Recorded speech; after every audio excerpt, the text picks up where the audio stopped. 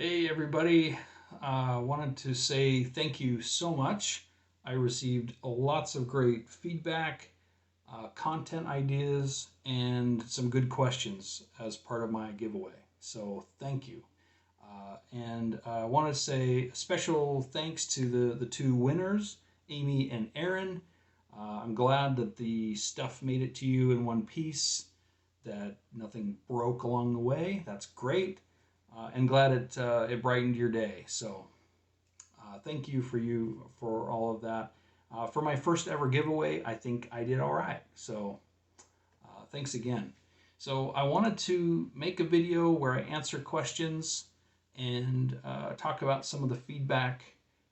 One of the big things I heard back was, I like that you're genuine, you're down to earth, you're, you're not sponsored or affiliated and those kinds of things. I really appreciate that. I do want to have a down to earth approach. I want nothing to be fake about me, so I really appreciate that. I do have to clarify that I am not sponsored or affiliated directly with anything, but I do have an Amazon affiliate account. So, and I do have that listed on those videos where I have a link. People said they like that I cover budget friendly things, so that's good. I definitely don't have a huge budget myself, so that's the content I aim for. Let's jump into the questions, actually. Uh, I One question was about my off-camera job, and this, I'm totally an open book. So, in fact, it feeds into some of the other questions. So I am an auditor. I work in a government setting, and a lot of what I'm doing is issuing opinions and recommendations, how things can be improved. So I look at a process or a procedure, and I'm making sure that those things are working.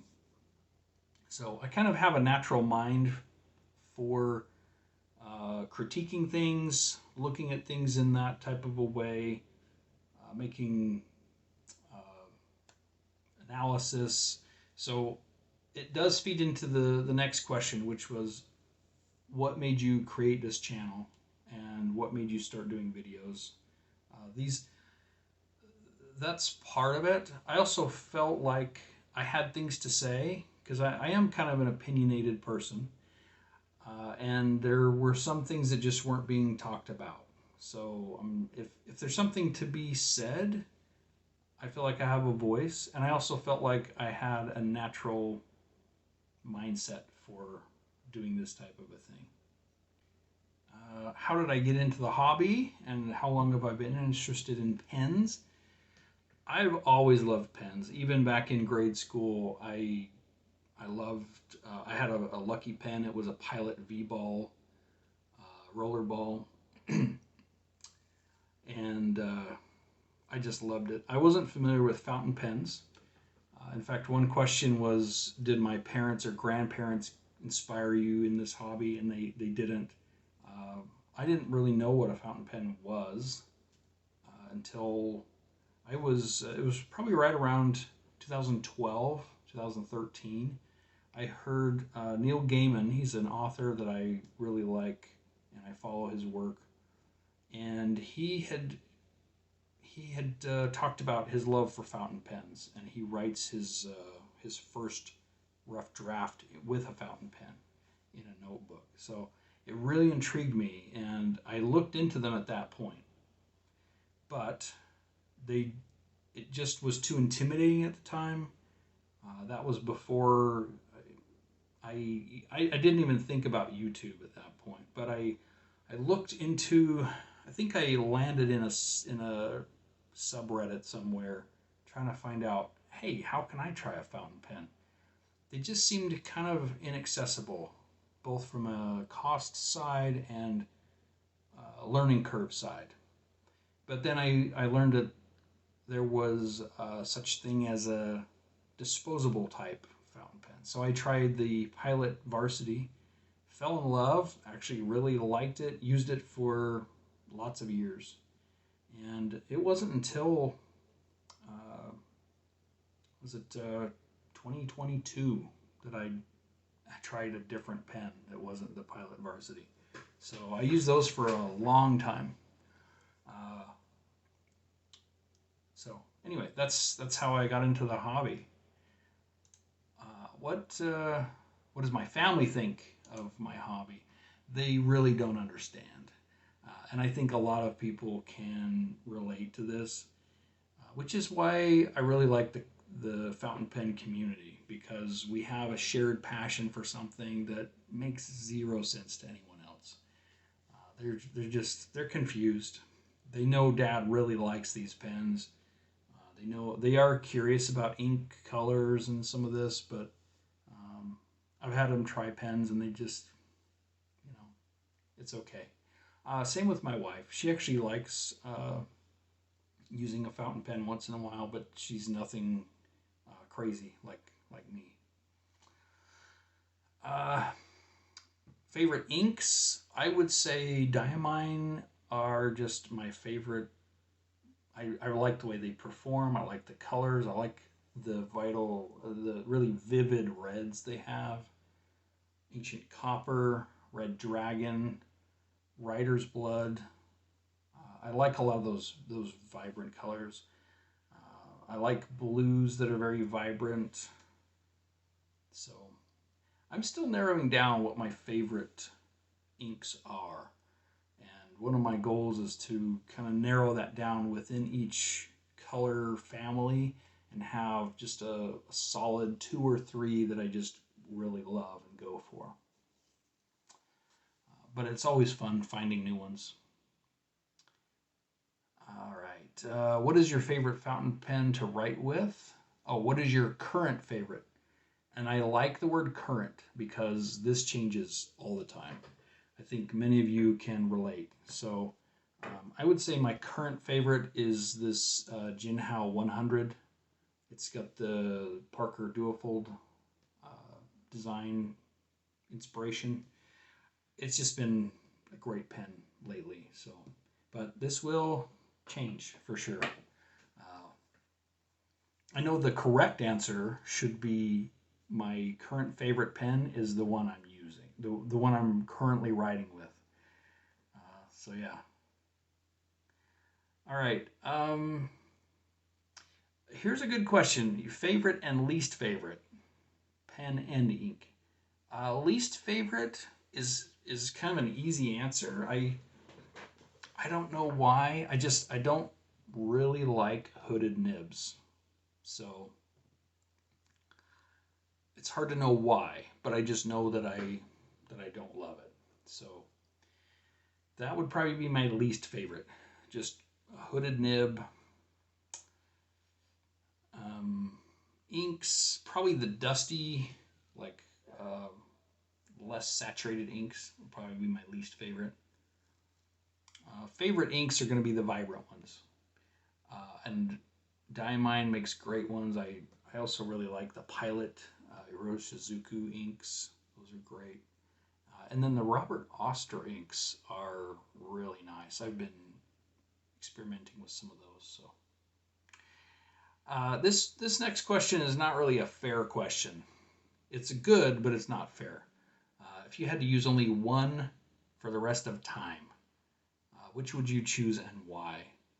So, I mean, off the bat, I think the best answer I could probably say would be something like this TWSBI 580.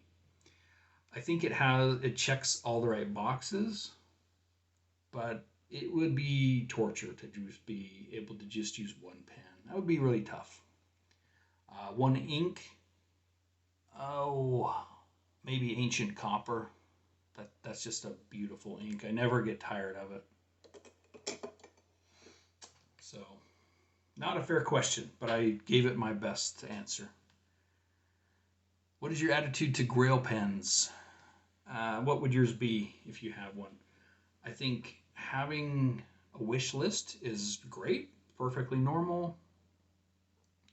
The difference between a wish list and a grail, I think, is just that it's less accessible.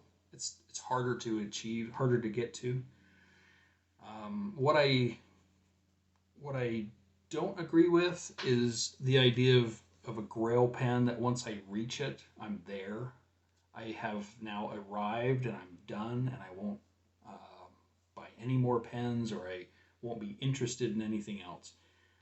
I don't know that that works for anybody. So my but I do think having a pen on your wish list, even if it's one you're not sure when or if you'll ever get. Mine used to be the custom 823, but I think I have since swapped that for the Pilot Custom 743 because it's a cartridge converter. It's got that same wonderful looking nib and all the things about it. I haven't found a deal that I feel like I would jump over for yet. And I also, I mean, the colorways are, it's got the classic black and gold, and then there's also the green edition, which is nice, but none of them have really jumped out enough, and I haven't found a price that can work with my budget anyway. So, grail pens. All right, next question. Thoughts on changing nibs, specifically Jinhao? I think this question really is talking about changing nibs.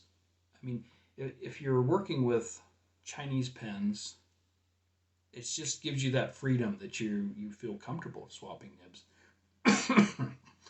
You're less nervous about pulling out the nib and feed, trying something new. So I'm all for it. I've tried a few different things, and I think it's great. I've had some nibs that have had more of a baby's bottom, where it's not a flow issue. So having a cheap pen, something Chinese, a lower cost pen, has been great because you're less nervous about trying to tinker with the nib or fix it. One question here, are there times when you don't reach for a fountain pen? Have you had a lull, and how long would that last, and what would bring you back to the hobby? I actually have not had a lull in the hobby. I've always gravitated to taking physical notes versus typing, and I've always, since 2013 or so, I love that feel of a fountain pen nib on paper. So I haven't had anything turn me away. Have you made up things to use or to justify your pens? I have. I've found that there are times I don't really have a reason to write something. And sometimes it's like, yeah, I want to write down something. So it's reordering my to-do list, or adding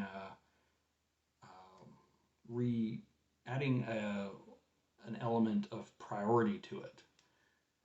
Making a grocery list, but then refining it more so that it's specific to maybe the areas within the store. This is the dairy section. Here's what I would need. Here's the canned goods section. That may sound completely nuts, and I get it, but that's what I do, and I quite like it. And then I'll share one other thing, which is an affirmation. And I have always been kind of turned off at affirmations. I felt like staring into a mirror and repeating something that you're trying to convince yourself. It's all kind of hooky. Hooky is the right word.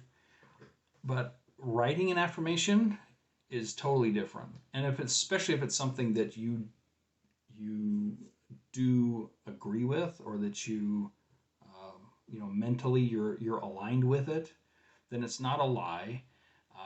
It makes sense, and writing it just is almost meditative, and it's helped me. So I have a video idea coming up on the use of affirmations and why fountain pens are great for it. So Yes, sometimes finding your use for your pens can be tricky.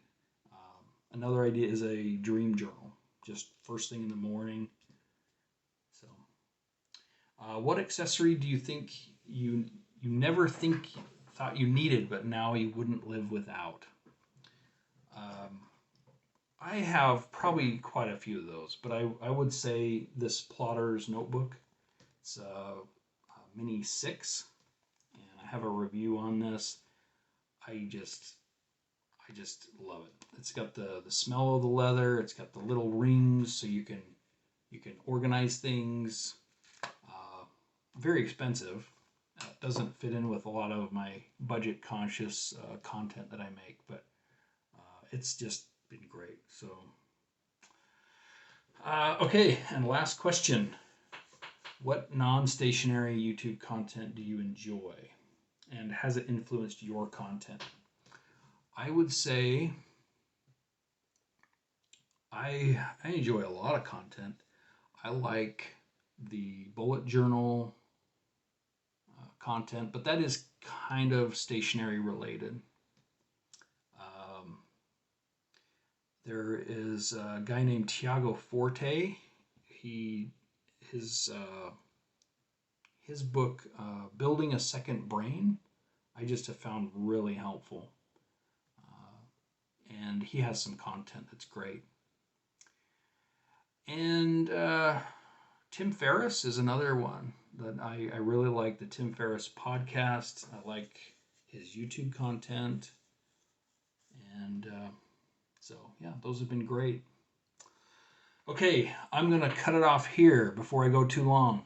I don't know if you're anything like me. I get a little more allergic to videos if they get, beyond 15 minutes. So I'm going to cut this off here. Thank you.